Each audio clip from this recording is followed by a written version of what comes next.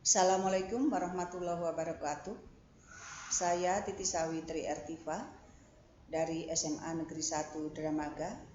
Saya memberikan mata pelajaran kimia di kelas 11 MIPA semester ganjil. Materi yang akan saya berikan atau yang akan saya jelaskan yaitu tentang termokimia. Submaterinya adalah tentang entalpi.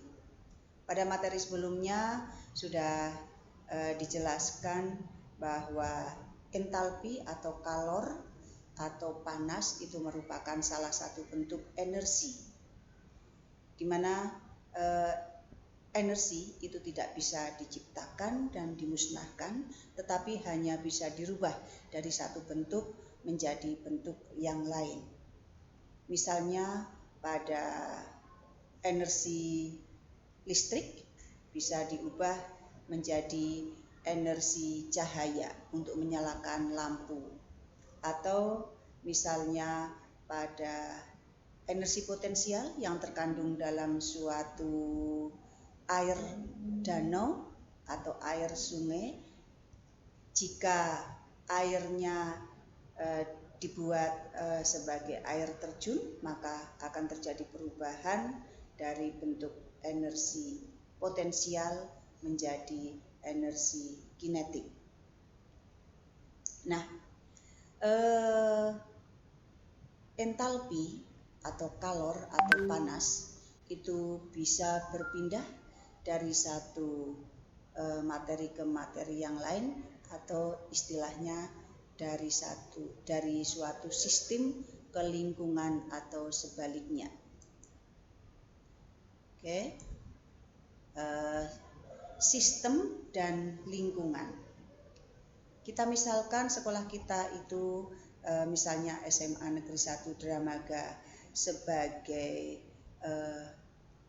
lingkungan, maka sistemnya adalah kelas-kelas, kemudian ruang kepala sekolah, ruang tata usaha, kemudian lapangan, kemudian ada toilet dan sebagainya. Itu merupakan sistem dari lingkungan SMA Negeri 1 Dramaga. Perpindahan kalor atau entalpi atau panas dari sistem dan lingkungan atau dari lingkungan dan sistem itu bisa terjadi. Sistem ada beberapa macam sistem.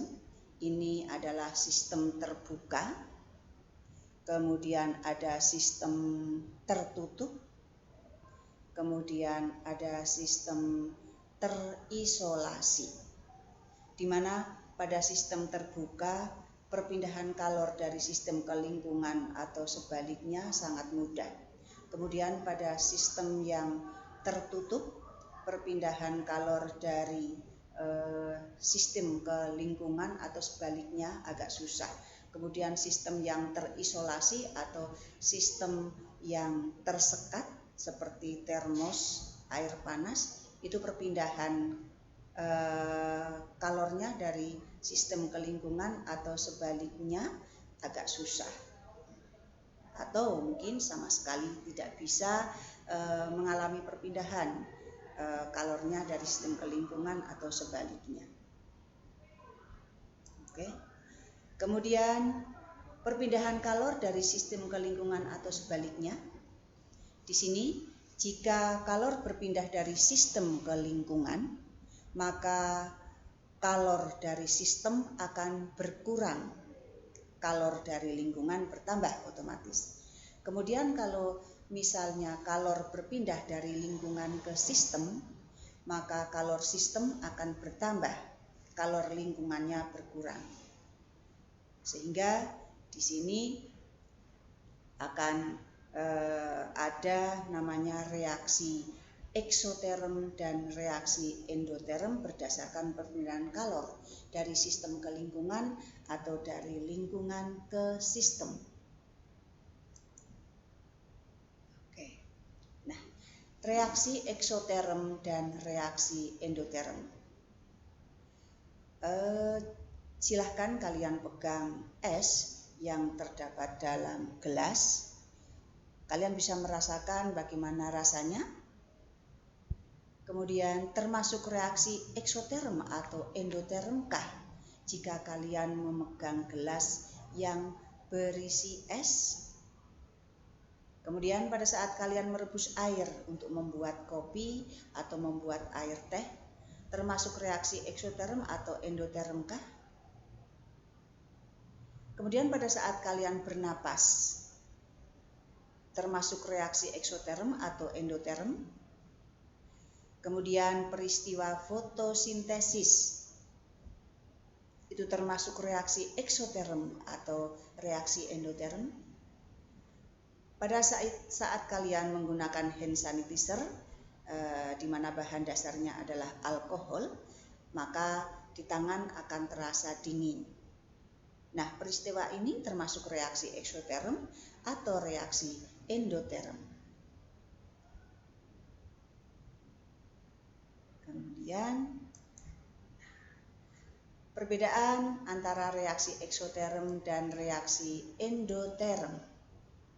Pada reaksi eksoterm, kalor sistem berkurang.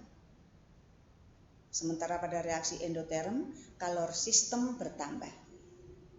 Pada reaksi eksoterm, biasanya dicirikan tempat reaksi akan terasa hangat atau panas.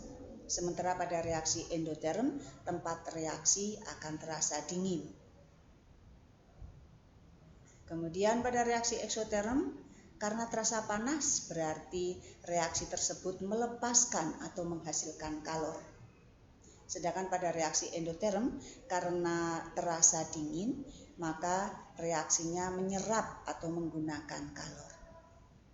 Pada reaksi eksoterm, kalau kita hubungkan dengan perubahan entalpinya, maka pada reaksi eksoterm delta H-nya sama dengan minus. Pada reaksi endoterm delta H-nya positif atau plus.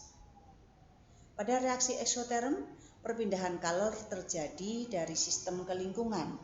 Sedangkan pada reaksi endoterm, perpindahan kalor terjadi dari lingkungan ke sistem.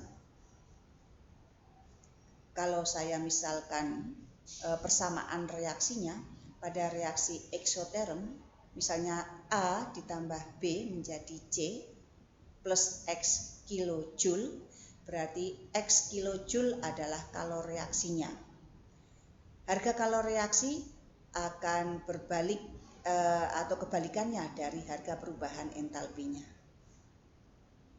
Juga pada reaksi endoterm, kalau dituliskan dalam persamaan reaksinya, maka A ditambah B ditambah X kilojoule, artinya pada reaksi A dengan B dia menyerap kalor menghasilkan C, maka X kilojoule merupakan kalor reaksi. Kalor reaksi pada reaksi endoterm ada di sebelah kiri dari tanda panah. Oke. Kemudian ini adalah grafik atau diagram entalpi, di mana pada reaksi eksoterm maka grafiknya tanda panahnya akan ke bawah.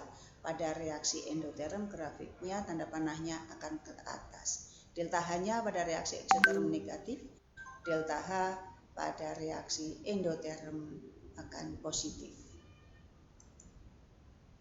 Kemudian rumus untuk mencari delta H atau perubahan entalpi suatu reaksi adalah jumlah entalpi hasil dikurangi jumlah entalpi per reaksi atau jumlah entalpi sebelah kanan hasil reaksi dikurangi jumlah entalpi reaksi sebelah kiri. Kemudian misalnya A ditambah B menjadi C itu adalah persamaan reaksi. Sementara untuk persamaan termokimianya, jika A ditambah B menjadi C, di mana di situ perubahan entalpinya dituliskan. Delta H-nya bisa min, bisa plus. Kalau delta H-nya min berarti reaksinya adalah reaksi eksoterm. Jika delta H-nya plus berarti reaksinya adalah reaksi endoterm. Oke, sampai Sekian dulu bahasan tentang entalpi. Nanti minggu depan kita akan lanjutkan lagi. Billahi taufiq wal hidayah. Wassalamualaikum warahmatullahi wabarakatuh.